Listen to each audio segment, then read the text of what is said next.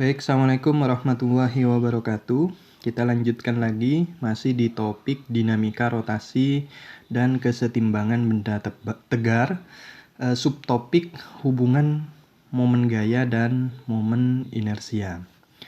Oke, di materi dinamika rotasi, ini analoginya sama dengan dinamika translasi ya. Pada dinamika translasi, kita menggunakan sigma F sama dengan M kali A.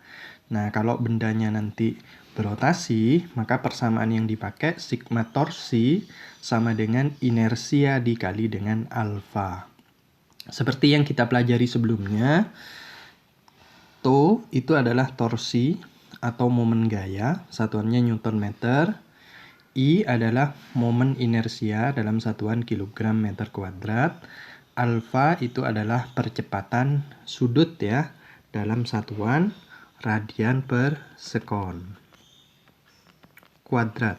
Oke. Biar lebih paham penerapan dari sigma torsi ini, kita langsung ke contoh soalnya. Perhatikan soal nomor 1.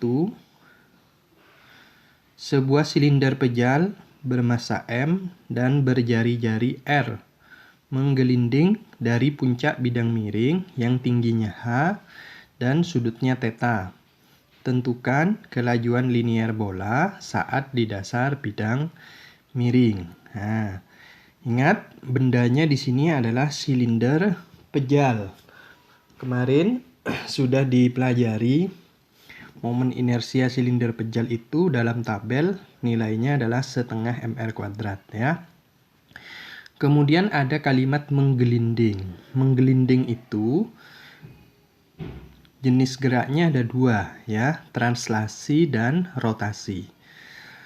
Karena mengikuti syarat translasi dan rotasi, untuk translasinya dituliskan dengan persamaan sigma F sama dengan M kali A.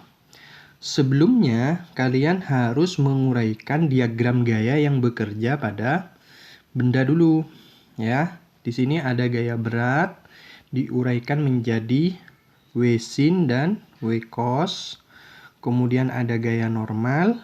Kemudian syarat menggelinding itu harus ada gaya gesek ya. Karena kalau licin dia hanya slip saja. Ya. Oke. Jadi ada gaya gesek yang berlawanan arah dengan gerak benda. Nah, dituliskan dengan gaya yang searah dengan percepatan positif, yang berlawanan arah itu negatif. Berarti W sin θ dikurangi gaya gesek sama dengan MA. Berarti W itu MG sin θ sama dengan MA plus FG. Ini persamaan 1. Lalu syarat yang kedua adalah rotasi ya. Berarti sigma torsi inersia kali alfa. Nah, lihat di sini untuk mengisi sigma torsi kemarin kan gaya dikali lengannya. Gaya mana yang akan menghasilkan perputaran? Kalau poros putarnya itu ada di pusat bola. Ya, jelas W sin, W cos itu tidak mungkin akan menghasilkan torsi karena bekerjanya di poros. Gaya normal juga tidak mungkin karena sejajar dengan poros. Yang tepat di sini adalah gaya gesek dengan lengannya adalah R. Ini jari-jari silinder pejalnya.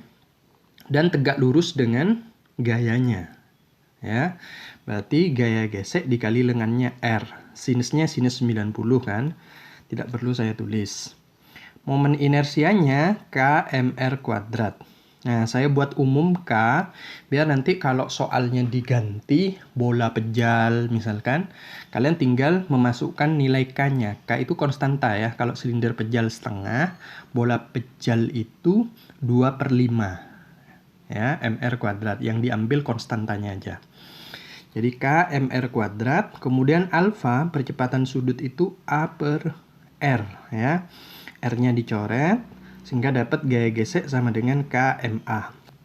Lalu substitusikan persamaan 1 ke persamaan 2 ya. Sehingga kita peroleh percepatan ya. Yang dituliskan dengan persamaan G sin θ plus 1 per 1 plus K gitu ya. Nah, K-nya nanti tinggal masukkan setengah karena di soal silinder pejal. Lalu gimana cara mencari kecepatan akhirnya? Nah, ingat pada konsep GLBB. Nah, ini jenis geraknya kan GLBB ya. Dari keadaan diam, kemudian menggelinding ke bawah, makin lama makin cepat. Terjadi perubahan kecepatan ya. Kita pakai persamaan yang ketiga. VT kuadrat sama dengan V0 kuadrat ditambah 2AS. Awalnya diam ya, 0. Ditambah 2, percepatannya tadi substitusi G sin theta per 1 plus K. S-nya, nah ini S ya. Panjang bidang miringnya ini. Kita gunakan sifat sin theta. Ya, sin theta, sin demi depan dibagi dengan miring, berarti H per S. Atau boleh ditulis S sama dengan H per sin theta. Disubstitusi, sin theta boleh dicoret. Lalu VT kuadrat dipindah ruaskan menjadi akar ya. Jadi rumusnya menjadi 2GH per 1 plus K.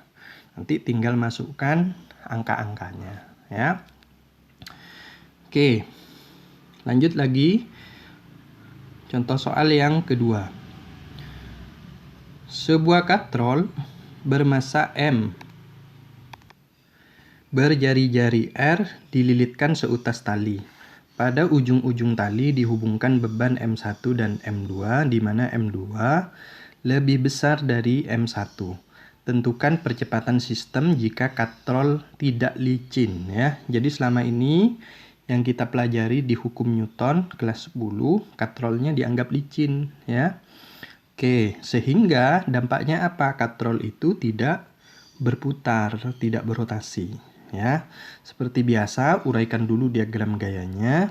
Ada gaya berat ke bawah, kemudian ada gaya tegangan tali T1, begitu juga pada benda 2.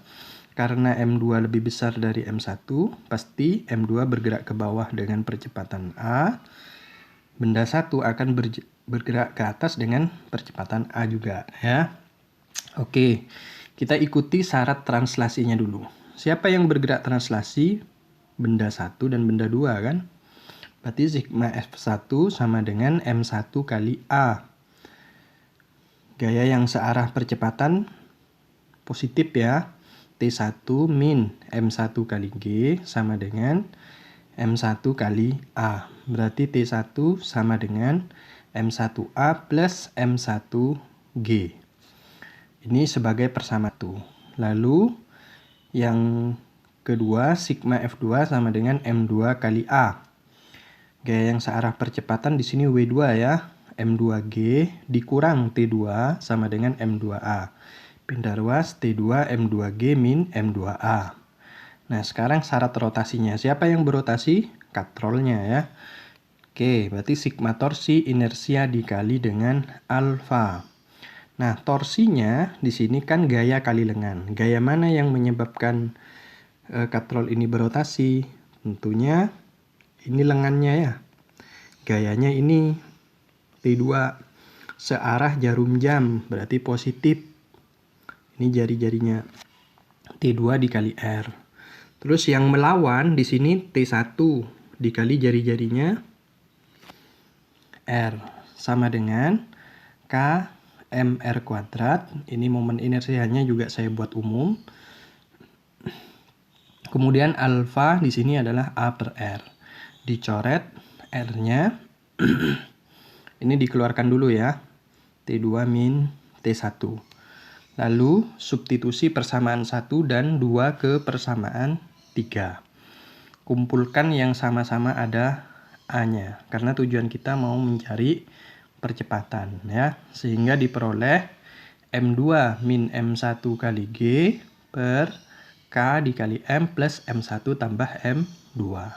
Nah, katrol ini biasanya dianggap sebagai silinder pejal, sehingga nilai K-nya adalah setengah dikali massa katrolnya nanti. Oke.